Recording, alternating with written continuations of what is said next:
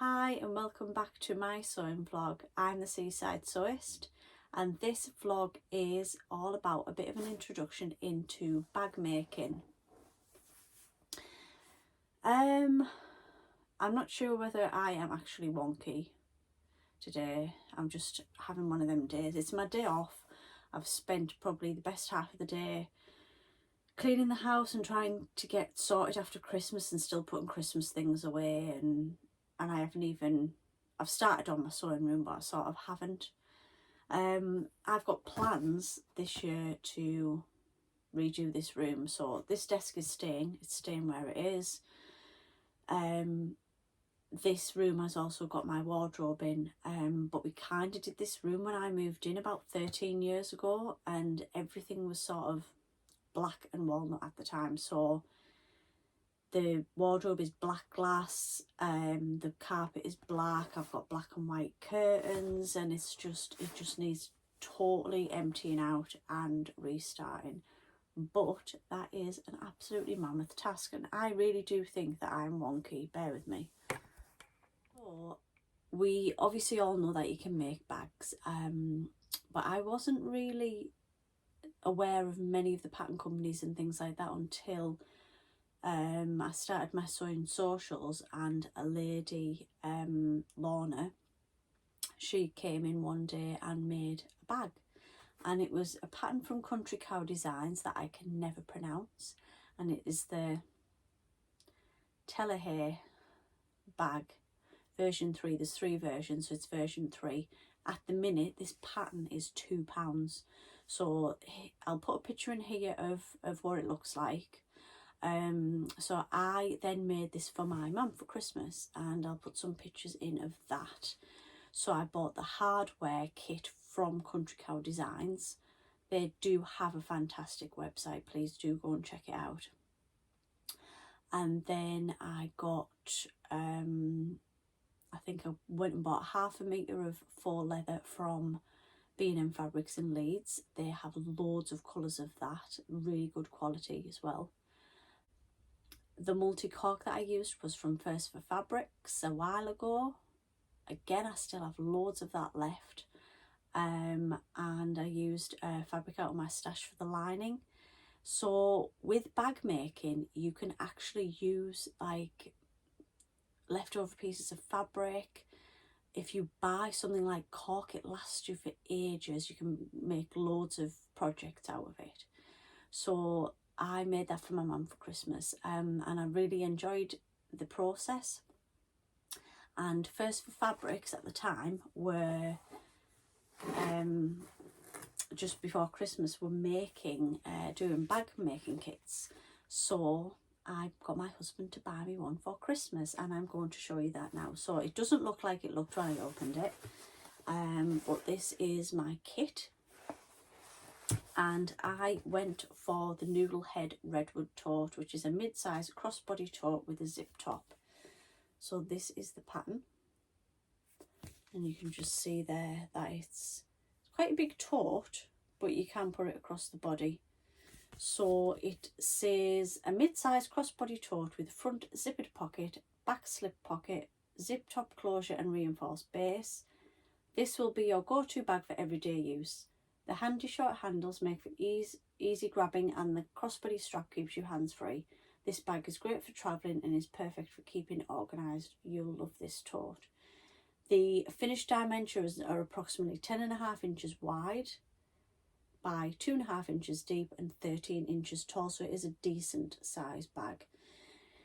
Now, what I will say on this pattern is very different to the Country Cow Designs pattern that I used, where it was actual pattern pieces. This, you actually just measure out rectangles, so it tells you exactly how many and in what fabric to cut the rectangles out of, and there is sort of cutting layouts.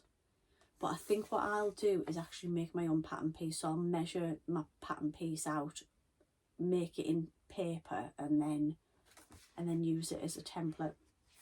And then you also get this where it's the labels, so when you cut all the pieces out, you can just cut these little labels out and clip them to the fronts of the items, so that when you go to use them, you know that you've cut out 4 exterior side panels, and whether it's the back centre panel or whatever, because a lot of the pieces obviously will look very much the same. So that is the pattern that I got. And then I went for this colourway that they were doing, which is a beautiful canvas, and it is navy, but it's got like little sort of teal dots in it, and then it's got trees and foliage and flowers and everything in sort of these mustardy teal colours. So you can see how much you get there. So this is doubled up. So again, it's like using a scrap that you've already used of something. So that's my exterior fabric. My lining is this emerald green. So that's the lining for the inside. And then my handles and strap are out of this mustard canvas. So I think that that is going to look amazing. So they're my fabrics. Then you got a little Rosy Cheeks label to go inside. You get the exact measurement of the base interfacing, which is called Peltex, and I bought some of this obviously for my mum's bag, and you order it by sort of a 1/4 metre or whatever, and it's really expensive. This piece here is probably worth about £5. So compared to a lot of other things that you can buy in dressmaking and crafts, it's actually quite expensive, but you do need it because that's your reinforced base. You then got a Gutterman thread, which is like it's colour 707, so it's like a very dark green. Then you got 2 green zips. Then you've got some Microtex needles. The woven interfacing that First Fabrics do. Just actually bought some more of this, so it's an actual like fusible interfacing, but it's like a woven, so it's like a piece of fabric rather than the papery ones that you get. Again, that's not cheap, so that was included. And then you got the hardware. So the hardware to go with this one, oops, you got in like this antique brass colour, and you get 2 D-rings,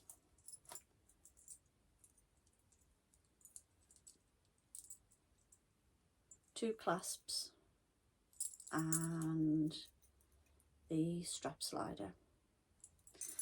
So that was everything you needed in there, and I wanted to start it over Christmas, but I wasn't very well for a little while, so